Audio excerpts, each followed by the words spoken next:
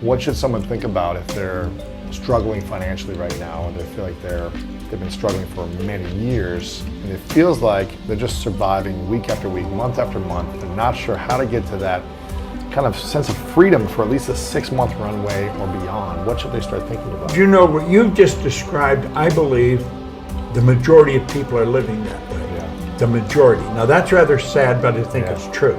And it's because we only have one problem in the whole world, and that's ignorance. They're living in ignorance. They don't know that what they're doing is going to keep them where they are.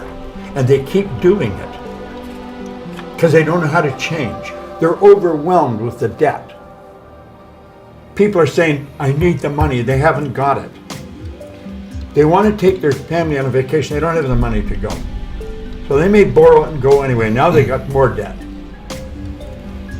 They have to understand that they don't have to live that way.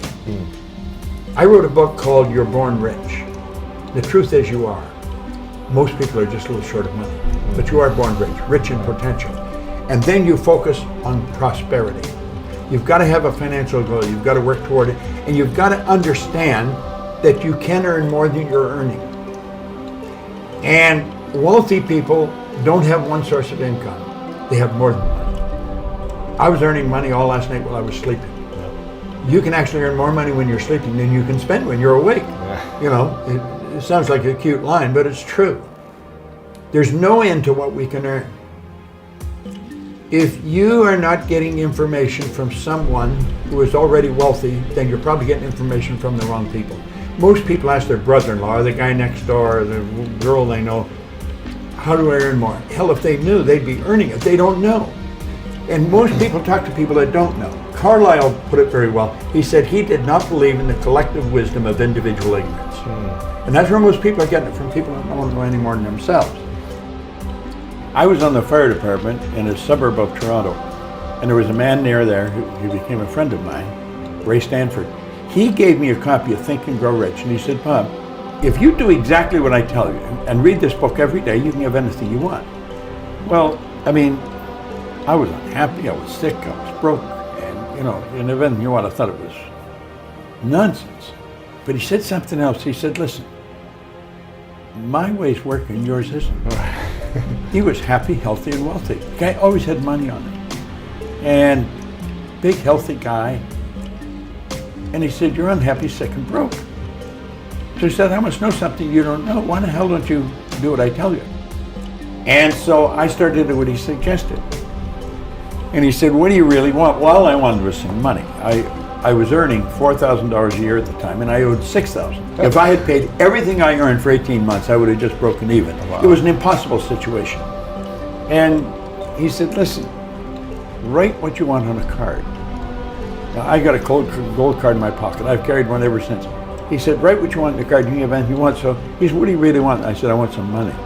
So I wrote that I wanted to have $25,000. And now, if I had got together all the people I know, or knew at that time, and put all their money together, we wouldn't have come up with $25,000. We probably wouldn't have come up with $1,000. I mean, it was an enormous amount of money. It was nuts. So I wrote that in the card. He says, you got to read it every day. And he keeps saying, did you read it? Did you read it? You know, so he got me reading it. Reading the book or reading the card? No, read the gold card. Just yeah. a gold card. Read the gold card. I'm so happy and grateful now that I have $25,000. And I learned something very important from it. All I thought about prior to that was debt, because people are always phoning me, when are you going to pay me? If you think about debt, you're going to be in debt forever. Yeah. You become what you think about. Well, this gold card got me thinking about earning money. I never thought of earning money before. I thought about debt all the time. And it got me thinking of earning money. So I started to hear people talking about earning money. And because I heard them talking about it got me thinking about it. And some guy said, there's good money cleaning floors. I said, I'm not proud, I'll clean floors. I was prepared to do anything. I wanted to earn this money. I wanted to earn money. So I started cleaning one office. And by the end of the year, I was earning $14,500 a month. What? I was on the fire department. The chief was only earning $11,500 a year. Wow. I was earning $14,500. This was in a year from the start. I started to clean one office, Canada Starch. I'd wash the floor twice a month, $15 a ton, I got $30. Then I got another one, Kirby's Construction, I got $65 a month. Well, do you know, in less than 5 years, I was cleaning offices in Toronto, Montreal, Boston, Cleveland, Atlanta, London, England. I mean, think going like a rocket. How should people be developing their imagination on a daily basis in a positive way? Well, I think they should take time to image what they want. I have a business partner, Sandy Gallagher, who's a brilliant woman, and she rides horses, gaited horses. And she's in Kentucky right now, and she images herself as a world champion. Every day, she takes the time and she sees herself as a world champion. She sees herself getting the roses, getting the whole thing. And that's what you should do. I think you build the image of what you want. I mean, you obviously imaged this studio before you ever built it. Right. I mean, everything you see here was part of the image in your mind. But everything you create twice. Once in here, once out here. You know? So you never get an original painting. You always get a duplicate. The picture's in here. Wow. So we have to see ourselves with what we want here. Now we've got enormous deterrent in our paradigm. We're conditioned genetically and environmentally. And that conditioning is controlling most people's lives. That's why brilliant people are broke. Brilliant people are unhappy. Brilliant people never really accomplish very much. They're absolutely brilliant, but their paradigm is controlling them. It's all about intellect. I'm firmly convinced if a person doesn't understand a paradigm is nothing but a multitude of habits. They're programmed into your subconscious mind that control your behavior.